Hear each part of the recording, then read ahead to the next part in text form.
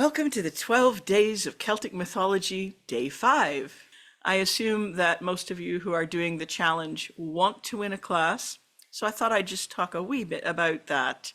Anyone is welcome to take my classes. You don't have to have some magical level of knowledge first. That's just daft. I mean, you're taking the class because you want to learn, right? Not because you already know the stuff. I find that having beginners and more advanced people in the same class usually works really well. There are no silly questions. Everyone's questions make the other students think. And as far as I'm concerned, that's how teaching works.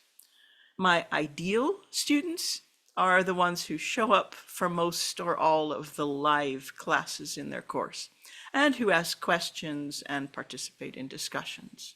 So that's especially useful at the moment because with the current economy and things, enrollment's down a little bit for me. So live classes can become unviable if everyone is just lurking and watching the recordings. That said, if there's a class you really want to take and the time doesn't work for you and you can't come to the live classes, don't feel funny about signing up. Strike while the iron's hot, as they say. If a class is being offered and you're feeling interested, you should go for it. So just know that for a lot of students, it's harder to stick with the class when you don't come to the live sessions. I like teaching adults and I like people, and my students are all different ages and backgrounds and nationalities. I try to create an atmosphere where people are respectful and supportive, and it seems to be working really well. However, most of the classes are probably 60 to 70% presentation from me, and the rest is discussion. So I don't want you to imagine that it's just a bunch of people in a Zoom meeting kicking ideas around and nothing more than that. I hope that helps you get the picture. Okay, let's get started. When we left our story yesterday, Mongán was speaking at length to Bran about how his perception of the sea was entirely different than what Bran could see. He then got onto the topic of Adam and Eve and how that basically ruined everything. And he finished up with a few lines about the coming of Christ in the form of something like a prophecy. The last thing he said was, "Then God will send salvation, a fair one from far lands who is both God and man." And now he continues his speech. "Myself, in the shape you see me, I will go to your land. I shall go to the house of the woman in Moylinny. Doubt not that I am Mongán, son of Lough, in this chariot before you, in the likeness of a man. I will beget a son of flesh and blood, a fair man, short his life. I, Mongán mac Lir, will be a vigorous bedfellow to the wife of Fiachna, and Fiachna will acknowledge my son as his own. He will soften the heart of the company of every she-mound. He will be the darling of all peoples. He will reveal secrets and great wisdom in the world, yet none will fear him. My son will be in the shape of every kind of animal on the blue sea and upon the land. He will be a dragon before his enemies in battle. He will be a wolf in a great forest. He will be a stag with silver horns, viewed by passing chariot riders. He will be a speckled salmon lying in a full pool. He will be a seal and a fair white swan. He will be remembered through the ages, a king, a fair king for 100 years. He will cut down armies and redden fields. He will be like a wheel around the track of the battlefield, lasting his memory. Among kings, he will be known as a champion, as a valiant hero. His destruction will be in a high fortress, cut down by a man of Islay.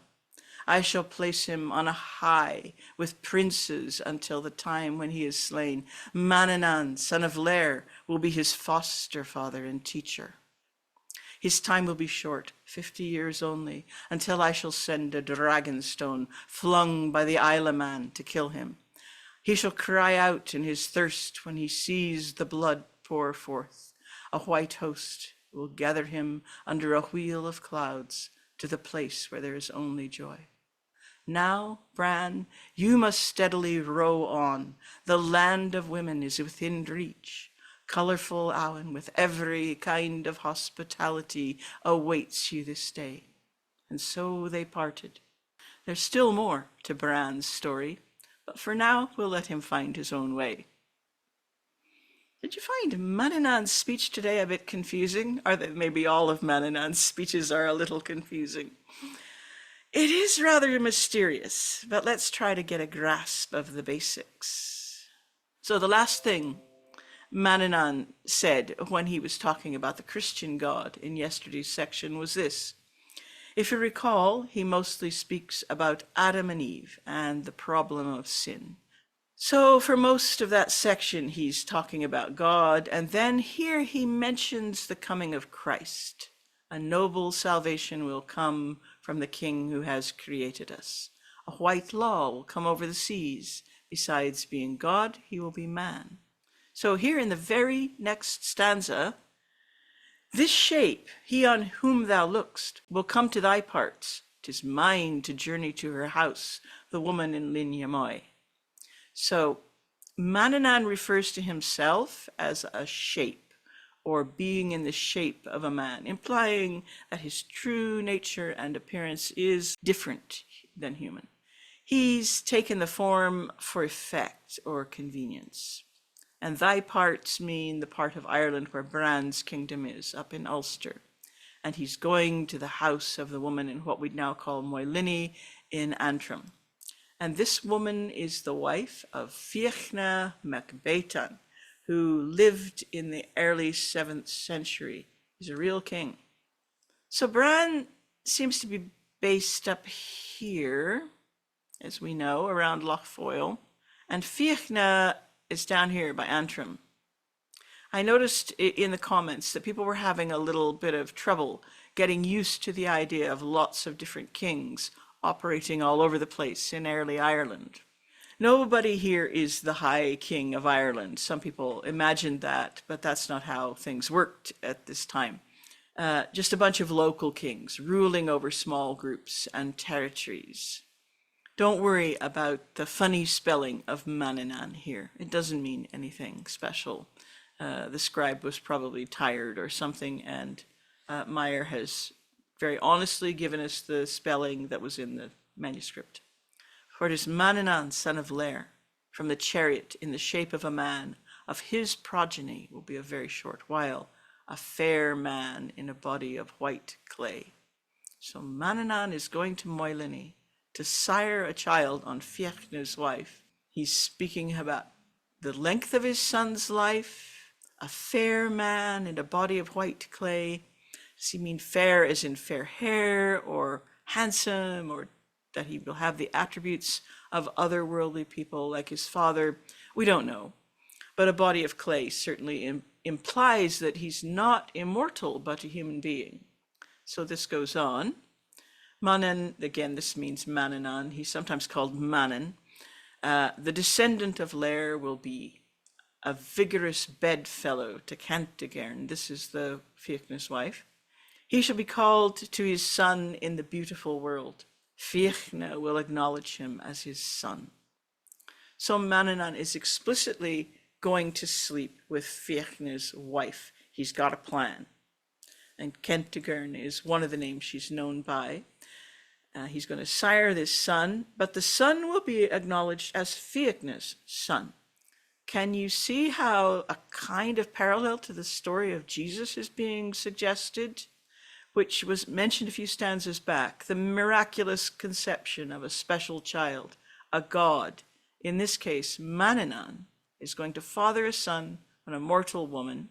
In other stanzas, Manannán predicts the manner of his son's death, saying that he will be wise and a great warrior.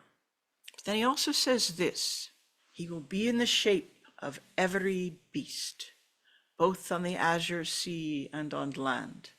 He will be a dragon before the hosts at the onset. He will be a wolf of every great forest. He will be a stag with horns of silver in the land where chariots are driven. He will be a speckled salmon in a full pool. He will be a seal. He will be a fair white swan. While some of the imagery is sometimes used to describe a warrior like dragon before the hosts, perhaps the wolf in every forest. Some of this is definitely more mystical. It's saying something else. So I want you to really hold on to these words, especially that last stanza. He will be a stag with horns of silver in a land where chariots are driven. He will be a speckled salmon in a full pool. He will be a seal. He will be a fair white swan. Because you're going to need these words. So let me tell you another story, just briefly, from a nearby part of that web that I keep mentioning, where all the stories somehow connect to one another. So one time Fiachna, the son of Beitan, went to Loughlin to visit the king there. And during his visit, the king of Loughlin was seized by a terrible sickness. His physicians said that only the flesh of a shining white cow with red ears would cure him. Now the country was searched, and only one cow like that was found. And it was owned by an old woman called the Black Hag, and it was her only cow and her only source of income. Now she was offered a cow of a different color to replace her special cow, but she refused. 4 cows were offered in trade, but she said no, not unless Fiachna himself promised that she'd get the 4 cows or forfeit his honor. Well, just as all this was happening, Fiachna got a message that his father had died and he was now to be king of Ulster. So he hurried back to Ireland and let the king of Loughlin sort things out. A year later, who should turn up at Fiachna's gates in Ireland but the Black Hag? Evil tidings I bring, said the hag. The king of Loughlin deceived me, for he never paid me the 4 cows I was promised. Well, Fiachna said he'd give her 4 cows, no problem. But the hag was angry. She told him what he could do with his 4 cows. So he offered her 20 cows, and then 4 times 20 cows. But the hag wouldn't budge. Instead, she demanded that Fiachna go and make war on the Loughlin king to avenge her. Well, Fiachna had no choice. It was a question of honor. So he gathered up 10 battalions, and off they went to Loughlin. Battle soon commenced, and it seemed that Fiachna was winning too. That is, until the king of Loughlin released venomous sheep, which he had hidden in his tent. These sheep started making short work of Fiachna's army. They were killing 300 men a day, and this went on for 3 days. And Fiachna lamented that his men were being killed, and he felt great shame that it was by sheep that they were being defeated. He felt duty-bound to go and fight the sheep himself. And his counselors were busy trying to talk him out of that plan because they didn't want their king to be killed, when they saw a single tall warrior coming toward them. He wore a pure green cloak and a brooch of white silver and a satin shirt under the cloak. He had a circlet of gold around his hair and golden sandals on his feet. What reward would you give me, he said to Fiachna, to save you from the sheep? I'd give anything that I have to give, replied Fiachna. Give me the gold ring that's on your finger, said the warrior, as a token for your wife when I go to Ireland to sleep with her. Fiachna agreed in order to save his men. You will not regret it, said the warrior, for a glorious child will be born from my sleeping with your wife. He shall be called Mongán the Fair, son of Fiachna the Fair, for so was Fiachna called. Never fear, I will go to your wife in your likeness. You will not be dishonored. I am Manannán mac Lir, and you, Fiachna, will take the kingship of Loughlin in this fight, and you will also become king over the Saxons of Britain. With that, Manannán released a venomous hound from under his cloak, which ravaged both the sheep and the men of Loughlin, so that Fiachna was victorious. Then Manannán went to Ireland in the shape of Fiachna, and no one except Fiachna knew of his trickery, and his wife bore him a son called Mongán mac Fiachna. Now, as to the Black Hag, Fiachna gave her 7 castles and lands and all the cattle she could wish for. And by the time he reached home, his wife was big-bellied with a son inside her. There's more to the tale of Fiachna, and there's also more tales of Mongán, but I felt that we needed to hear that to feel satisfied. Mongán spent most of his childhood and youth with his father Manannán, being taught in the manly arts of wisdom, warfare, and poetry. If you'd like to read the full version of this story and some other stories about Mongán, they're in the same book as The Voyage of Bran, translated by Kuno Meyer, and I'll put the link in the notes today again. If you're enjoying this series, why not take one of my online classes? There's almost always something on offer. Some classes have tiered pay-what-you-can pricing, and there are usually a few scholarships available for the more expensive classes. To get notifications about classes and about scholarships when they're announced, you can go to my website and subscribe to my newsletter or follow me on my Patreon page. Are you keeping those words in mind that I told you to hang on to? You'll be in the shape of every beast. Keep holding them. When we started talking about Bran, his druid and his father's prophetess were sitting beside Lough Foyle, reminiscing about the story, told as a poem, was a dialogue between them. So I'd like to bring us back to Lough Foyle now for a different conversation.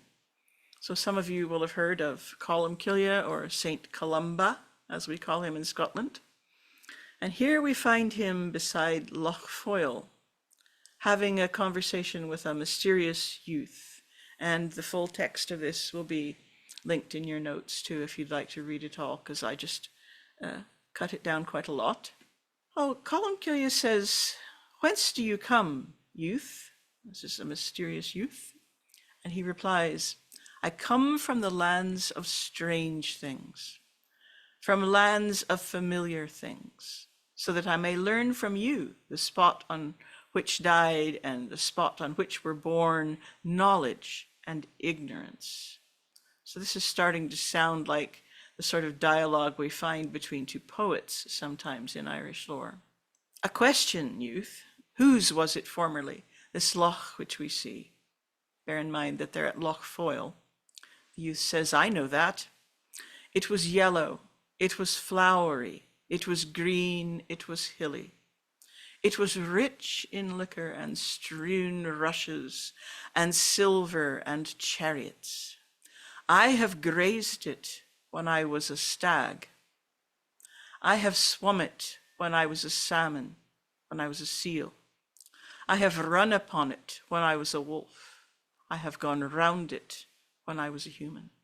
And when the conversation ended, so Columcille's got his little coterie of priests and followers with him when this all happens. And then when the youth starts to get too mystical and starts talking about all these weird magical things, he sends all these people away so they won't hear the conversation. And then this is kind of the end of the text.